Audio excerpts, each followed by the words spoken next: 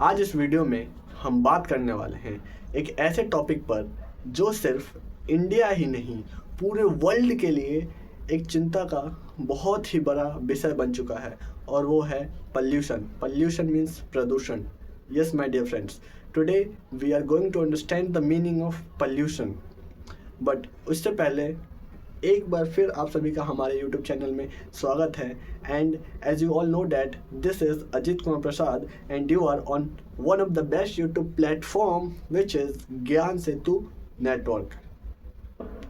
अगर हम पॉल्यूशन का मीनिंग सिंपल वर्ड्स में समझें तो वो होता है कि कोई भी एक ऐसी चीज़ जो हमारे एनवायरनमेंट को किसी भी तरीके से नुकसान पहुंचाती है तो हम उसको पॉल्यूशन कहते हैं। फिर वो चीज़ मिट्टी हो, पानी हो, आवाज़ हो या फिर अभी के समय का सबसे खतरनाक हवा ही क्यों ना हो। और अब हम साइंस की लैंग्वेज में समझे पॉल्यूशन का मतलब तो वो होता है कि अगर हमारे नेचुरल रिसोर्स में टॉक्सिक गैसेस, हार्मफुल केमिकल्स या फिर अनवांटेड सब्सटेंस इतने ज़्यादा मात्रा में मिक्स हो जाएं कि एक ह्यूमन उसमें सर्वाइव ना कर सके तो हम उसको पॉल्यूशन कहते हैं। और एनवायरमेंटल प्रोटेक्शन एक्ट के अकॉर्डिंग पॉल्यूशन अभी के समय का वर्ल्ड लार्जेस्ट रिस्क फैक्टर बन चुका है। अगर हम बेसिकली पॉल्यूशन के टाइप्स को समझें तो बेसिकली ये 5 टाइप्स के पॉल्यूशन होते हैं। There are 5 types of pollution, जिसमें से पहला है air pollution. Air pollution means वायु प्रदूषण। ये जब होता है जब हमारे आसपास की हवाएं टॉक्सिक हो जाती हैं और उसमें सांस लेना एक ह्यूमन के लिए अच्छा नहीं होता है, हार्मफुल होता है। और ये अभी सबसे बड़ी प्रॉब्लम है हमारे लिए। दूसरा है water pollution. Water pollution means जल प्रदूषण।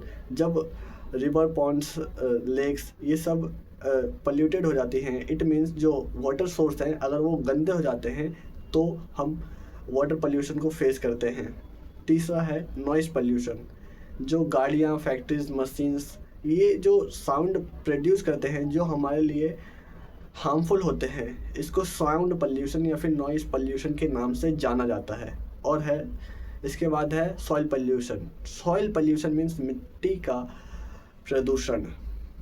जब एक मिट्टी अपने कैपेसिटी खो देती है किसी भी चीज़ को ग्रो करने के लिए तो हम उसको मिट्टी का प्रदूषण मीन्स सॉइल पॉल्यूशन कहते हैं। And the last but not least which is light pollution. इसके बारे में बहुत ही कम लोग जानते हैं। लाइट पॉल्यूशन ये जनरली आर्टिफिशियल लाइट्स की वजह से होता है। बेसिकली बात करने वाले हैं एयर पॉल्यूशन पर, क्योंकि अभी ये बहुत ही मोस्ट इम्पॉर्टेंट टॉपिक बन चुका है बात करने के लिए।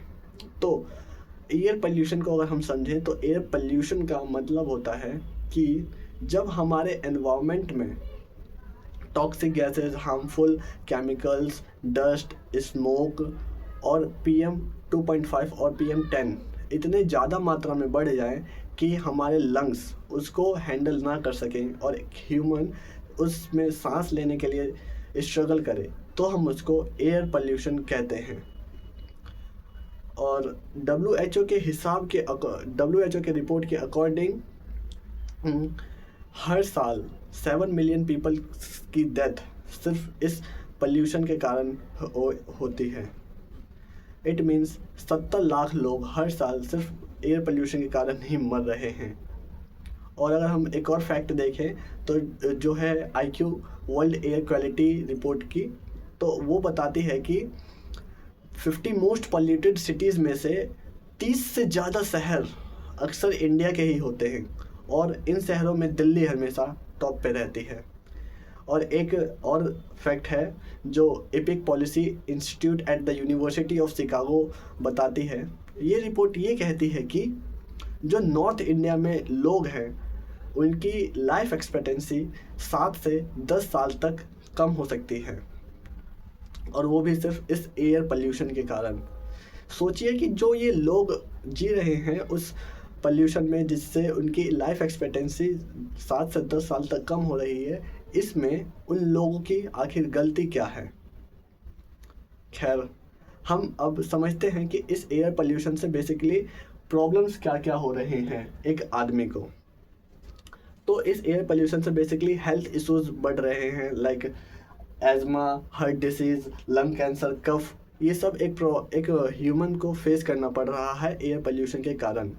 और जो बच्चे होते हैं उनमें स्टैंडर्ड लंग ग्रोथ नहीं हो पाता है। स्टैंडर्ड लंग ग्रोथ का मतलब एक बच्चे की जो लंग्स होते हैं वो उसकी नॉर्मल कैपेसिटी तक भी डेवलप नहीं हो पाती है, और उस नॉर्मल कैपेसिटी तक डेवलप ना हो पाने के कारण उस बच्चे का विकास सही से नहीं हो पाता है, उसका स्टेमिना ग्रो नहीं हो पाता है।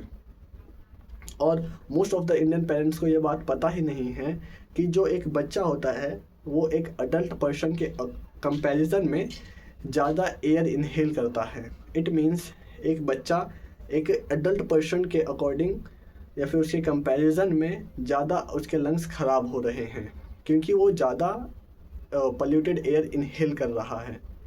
अगर हम इसको एक एग्जांपल की मदद से समझें तो वो इस प्रकार से है कि मान लीजिए एक अडल्ट पर्सन है। अगर एक अडल्ट पर्सन अभी 500 की एयर क्वालिटी में सरवाइव कर रहा है, तो वही 500 की एयर क्वालिटी उस बच्चे के लिए, छोटे से बच्चे के लिए 1000 होती है। इट मीन्स 1000 की एयर क्वालिटी हो जाएगी उस बच्चे के लिए। तो सोचिए कि उस बच्चे की हेल्थ पे क्या असर पड़ेगा। और ये फैक्ट तो सभी जानते ही हैं कि जो दिल्ली जैसे मेट्रो सिटीज़ में जो लोग रहते हैं वो डेली 13 सिगरेट पीते हैं। इट मीन्स अगर आप एक दिन में सांस लेने से उतना ख़राब हो जाते हैं जितना एक व्यक्ति का एक दिन में 13 सिगरेट पीने से होता है।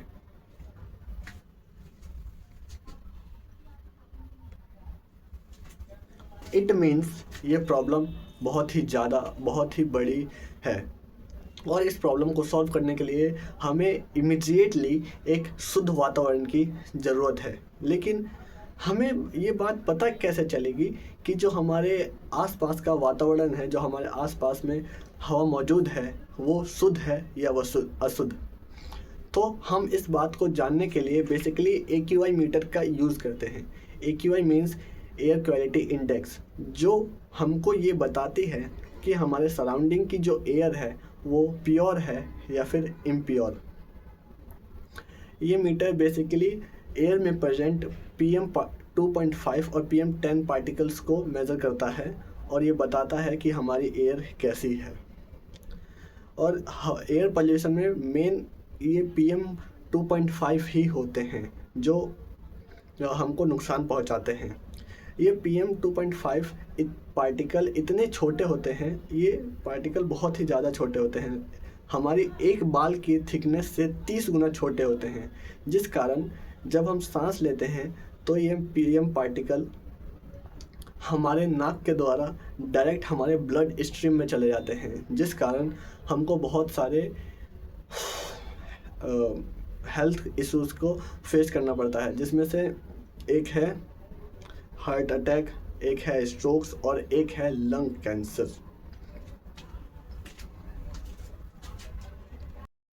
अभी मैं NCR रीजन के नोएडा में रहता हूँ और अभी सुबह के 8:30 बज रहे हैं, और आप यहाँ का एनवायरमेंटल प्रॉब्लम देखिए कि यहाँ का कैसा है।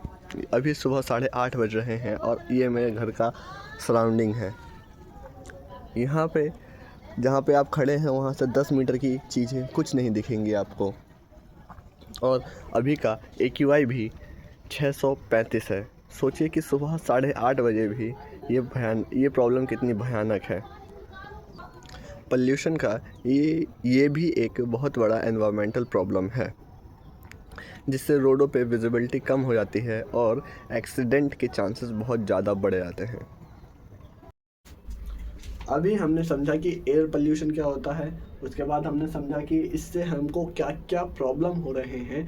अब हम समझने वाले हैं कि आखिर ये एयर पोल्यूशन क्रिएट कैसे होता है या फिर इसके सोर्स क्या क्या हैं। तो इसमें सबसे पहले है व्हीकलर इमिशन। इट मीन्स आज के टाइम में वो गाड़ियाँ जो पेट्रोल और डीजल पे चलती हैं वो कार्बन मोनोऑक्साइड, नाइट्रोजन ऑक्साइड और हाइड्रोकार्बन प्रोड्यूस करते हैं, जिनसे बहुत ही ज़्यादा मात्रा में स्मोक निकलता है, जो हमारे एनवायरनमेंट को बहुत ही ज़्यादा गंदा करता है। दूसरा सोर्स है फैक्ट्रीज एंड इंडस्ट्रीज़। आज के टाइम पे जो सीमेंट प्लांट्स हैं, थर्मल पावर प्लांट्स हैं, या फिर इंडस्ट्रियल फ्यूल हैं, या इंडस्ट्रियल केमिकल्स हैं, ये भी हमारे एनवायरनमेंट को बहुत ही ज़्यादा गंदा कर रहे हैं। अगर हम इन दो वेहिकुलर इमिशंस और फैक्ट्रीज एंड इंडस्ट्रीज़ पे लगाम लगाएं तो हमारी एयर क्वालिटी कुछ हद तक सुधर पाएगी। इसका एग्जांपल हमने देखा था कि जब कोरोना वायरस था तो उसके टाइम पे हमारी गवर्नमेंट ने पूरे कंट्री में लॉकडाउन लगाया था, और जब लॉकडाउन लगाया था तो गाड़ियाँ बंद थीं और सारे फैक्ट्रीज इंडस्ट्रीज सभी बंद थे, जिस कारण पोल्यूशन बहुत ही ज़्यादा कम हो पाया था। ये पूरे वर्ल्ड में गाड़ियाँ अकेले 15 से 25% तक पोल्यूशन क्रिएट करती हैं, और इंडस्ट्रीज़ तो 50% तक पोल्यूशन क्रिएट करते हैं। उसके बाद आता है कंस्ट्रक्शन वर्क। आज के टाइम पे हम देखें, जहाँ कहीं भी देखें वहाँ घर बन रहे हैं, स्कूल बन रहे हैं, फैक्ट्रीज बन रही हैं, इंडस्ट्रीज बन रही हैं, बिल्डिंग्स बन रही हैं, रोड्स बन रहे हैं, और बहुत सारे ब्रिजेस बन रहे हैं, जिस कारण हमारे एनवायरनमेंट में हमेशा डस्ट के पार्टिकल्स उड़ते ही रहते हैं, जो कि हमारे एयर पोल्यूशन को और ख़राब करते हैं, एयर पोल्यूशन को और बढ़ा देते हैं। और चौथा है हाउसहोल्ड पोल्यूशन। आज के टाइम में वो लोग जो रूरल एरियाज़ में रहते हैं, या फिर वो लोग जो पॉवर्टी लाइन से नीचे आते हैं, उनके पास खाना बनाने के लिए एलपीजी गैस नहीं है, तो वो लकड़ी या फिर मिट्टी के चूल्हे या फिर कोयले या फिर गोबर के कंडे यूज़ करते हैं। वो ये सब ट्रेडिशनल वे में यूज़ करने का बहुत ही ज़्यादा पोल्यूशन का इफ़ेक्ट पड़ता है। इससे जो खाना बना रहे हैं वो व्यक्ति तो इफ़ेक्ट होते ही हैं, और जो उसके सराउंडिंग में लोग रहते हैं वो भी एयर पोल्यूशन का शिकार होते हैं। और पांचवा है stubble burning means crop burning, जिसको बेसिकली पराली के नाम से जाना जाता है।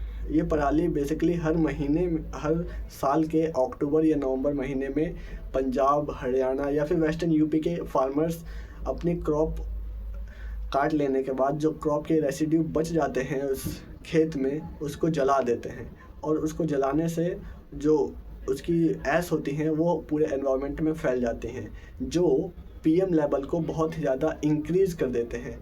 तो ये एक सोर्स बनता है हमारा एयर पोल्यूशन का। And the last but not least which is natural source. ये प्रकृति ह्यूमंस के पहले भी थी और ह्यूमंस के बाद भी रहेगी, इसलिए ये ज़्यादा इफ़ेक्टिव तो नहीं है, फिर भी अगर देखें तो इफ़ेक्टिव है। जैसे वाइल्ड फायर्स, डस्ट स्टॉर्म्स या फिर वोल्केनिक एरप्शन होते रहते हैं।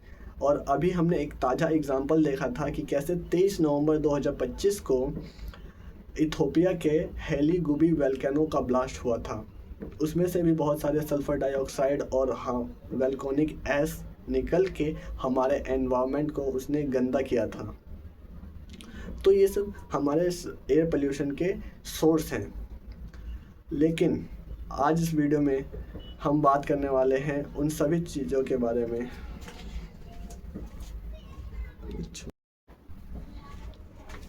अभी हमने जाना कि एयर पोल्यूशन क्या होता है और उससे क्या क्या प्रॉब्लम फेस करने पड़ रहे हैं, और उसके बाद हमने जाना कि उसके सोर्स क्या क्या हैं, और अब हम जानने जा रहे हैं कि इन सब का सल्यूशन क्या है। क्योंकि एक मनुष्य को समस्या पे नहीं, समाधान पे फोकस करना चाहिए। तो हम सबसे पहले जानेंगे कि गवर्नमेंट ने इस प्रॉब्लम को टैकल करने के लिए क्या क्या स्टेप्स लिए हैं। तो NCAP means national clean air programme के अंडर गवर्नमेंट ने ये एम किया था कि वो 2024 तक पीएम लेवल को 20 से 30% तक कम करेंगे। दूसरा, 2016 में प्रधानमंत्री उज्ज्वला योजना के अंदर गवर्नमेंट ने रूरल एरियाज़ में clean cooking fuel it means LPG का डिस्ट्रीब्यूशन किया था, जो कि एयर पोल्यूशन को कम करने के लिए एक बहुत ही अच्छा वे था। और तीसरा, एग्रीकल्चर एक्टिविटीज़ में जो मशीन्स यूज होते हैं, जैसे happy seeder machine, crop management machine, इन मशीन्स पर गवर्नमेंट ने सब्सिडीज़ प्रोवाइड करी और फार्मर्स को इको फ्रेंडली वे में पराली जलाने के लिए मोटिवेट करा। और जो अर्बन एरियाज़ थे वहाँ पे गवर्नमेंट ग्रीन बेल्ट का कॉन्सेप्ट लेकर आए और उसमें उन्होंने ये बताया कि अर्बन एरियाज़ को भी फॉरेस्ट डेवलपमेंट पर ध्यान देना चाहिए, जिसके अंदर उन्होंने बहुत सारे फॉरेस्ट डेवलप भी किए। और अब हम जानेंगे कि गवर्नमेंट को और क्या क्या करना चाहिए। गवर्नमेंट को EVs like metros, electric bus, electric cars को प्रमोट करना चाहिए और जो इंडस्ट्रीज़ हैं उनको मॉनिटर करना चाहिए, उनके लिए भी स्ट्रिक्ट लॉ बनाने चाहिए। और उन गवर्नमेंट को पब्लिक ट्रांसपोर्ट को प्रमोट करना चाहिए, पब्लिक ट्रांसपोर्ट को इम्प्रूव करना चाहिए, क्योंकि ये एक बहुत ही बड़ा स्टेप होगा। मान ली क्योंकि एक डेवलप्ड कंट्री में पर 1000 लोगों पर कम से कम 10 बसें होती हैं, लेकिन हमारे इंडिया में पर 1000 लोग पे सिर्फ 1.5 बसेस ही हैं। अगर इसको हम एक एग्जांपल की मदद से समझें तो ये कुछ इस प्रकार से होगा कि मान लीजिए एक कार में कम से ज़्यादा 1, 2 से 3 लोग आते हैं। अगर हम एक छोटा सा कैलकुलेशन समझें तो ये कुछ इस प्रकार से होगा कि एक कार में 3 लोग बैठते हैं, 3 पीपल हैं, और इट मीन्स एक कार में 3 लोग बैठते हैं। इट मीन्स अगर हम देखें तो 17 कार में 51 लोग बैठेंगे। अगर हम यही बात अगर देखें तो अगर हम बात करें एक डीटीसी बस की, अगर हम बस की बात करें तो एक बस में 40 सीट होती हैं बैठने के लिए और कम से कम 10 से 15 लोग उसमें खड़े हो सकते हैं आराम से। इट मीन्स ये जो एक बस है ये 17 कार के बराबर है। ये 1 बस इज इक्वल्स टू 17 कार्स। जितना एक बस पोल्यूशन क्रिएट करेगी, या फिर मान लीजिए डीटीसी, तो आजकल सारी डीटीसी इलेक्ट्रिकल ही होती हैं। इट मीन्स एक इलेक्ट्रिक बस और 17 कार ये दोनों बराबर हैं। सोचिए अगर ऐसा हो कि गवर्नमेंट हमारे इलेक्ट्रिक बस को पब्लिक के लिए इम्प्रूव कर दे तो लोग पब्लिक ट्रांसपोर्ट को ही चूज़ करें, तो कितना ज़्यादा हमारे एयर पे इम्पैक्ट पड़ेगा। क्योंकि इसको इस तरीके से देखिए कि जहाँ पे 17 कार पोल्यूशन क्रिएट कर रही थी वहाँ पे ये एक जो इलेक्ट्रिकल व्हीकल है ये कितना कम करेगा। अगर हम इसके नंबर को और बढ़ा के देखें, इट मीन्स अगर हम इधर भी 10 से मल्टीप्लाई कर दें और इधर भी 10 से मल्टीप्लाई कर दें, तो अगर हम देखें तो 10 बस जो है वो 170 कार के बराबर होगा। इट मीन्स जो 10 बसें हैं, डीटीसी बस की मैं बात कर रहा हूँ क्योंकि बेसिकली दिल्ली में ये प्रॉब्लम ज़्यादा है, दिल्ली में और नॉर्थ इंडियन में ये प्रॉब्लम ज़्यादा है। तो डीटीसी की अगर हम बात करें तो 10 डीटीसी बस 170 कार के बराबर हैं। इसलिए गवर्नमेंट को पब्लिक ट्रांसपोर्ट इम्प्रूव करने की ज़रूरत है। और ये सिर्फ गवर्नमेंट का ही काम नहीं है कि गवर्नमेंट इस पे काम करे। ये देश हमारा है, ये घर हमारा है, तो हमको भी एज अ रिस्पॉन्सिबल सिटीज़न हमको भी स्टेप्स लेने पड़ेंगे अपनी हेल्थ को सुधारने के लिए। तो आइए समझते हैं कि हम इंडिविजुअल लेवल पे खुद के लिए क्या कर सकते हैं। तो सबसे पहले हमें अपने रूम में air purifier with HEPA filter use करना चाहिए, क्योंकि ये पीएम लेवल को 99% तक कम करता है। दूसरा, हम जब कभी भी बाहर निकलें तो हम N95 मास्क लेकर ही निकलें और सर्जिकल मास्क या फिर कोई दूसरा मास्क यूज़ ना करें, क्योंकि N95 मास्क ही जो है वो 60 से 70% पोल्यूशन कम कर सकता है और दूसरे मास्क की इतनी कैपेसिटी नहीं होती है। तीसरा कि हम इंडोर प्लांट्स यूज़ करें, लाइक जो मनी प्लांट्स हैं और भी बहुत सारे प्लांट्स हैं जो पोल्यूशन कम करते हैं, उनका यूज़ करें। वैसे ही इसका इम्पैक्ट बहुत कम होगा, लेकिन फिर भी हम यूज़ करेंगे तो कुछ हद तक हमारी एयर पोल्यूशन इसके द्वारा कम होंगी। चौथा कि हम अपने एक्सरसाइज का टाइम दूसरे टाइम पे सेट करें। इट मीन्स अगर आप एक्सरसाइज मॉर्निंग में या फिर इवनिंग में करते हैं तो उसके टाइम को शिफ्ट करके दोपहर कर लें, क्योंकि सुबह शाम ही ज़्यादा पॉल्यूशन होता है। और उसके बाद में है कि हम कर सकते हैं कि अभी हमने बात करा कि वो प्राइवेट ट्रांसपोर्ट को हम अवॉइड करें और पब्लिक ट्रांसपोर्ट को ही चूज़ करें, क्योंकि और एक बात तो सबको पता ही है कि इंडिया में लगभग 70% लोग ऐसे होते हैं जो कार या फिर बाइक का यूज़ सिर्फ शो ऑफ या फिर फ्लैक्स के लिए ही करते हैं, जो कि नहीं करना चाहिए। और हम कर सकते हैं कि जो हमारे लोकल एमएलए हैं, हमें उनसे जाके डिस्कस करना चाहिए, हमें उनसे पूछना चाहिए कि हमारी गवर्नमेंट अभी इस प्रॉब्लम को सॉल्व करने के लिए क्या क्या स्टेप्स ले रही है, उस पर क्या क्या काम कर रही है। And the last but not least कि हमको अपने एरिया में लोगों को इस प्रॉब्लम से अवेयर करवाना चाहिए, ताकि वो उन्हें भी पता कर चले कि एयर पोल्यूशन कितना ख़तरनाक हो सकता है। तो क्योंकि अब ये फैसला हमारा है कि हम एयर पोल्यूशन को किस तरह से देखना चाहते हैं और हम इससे क्या क्या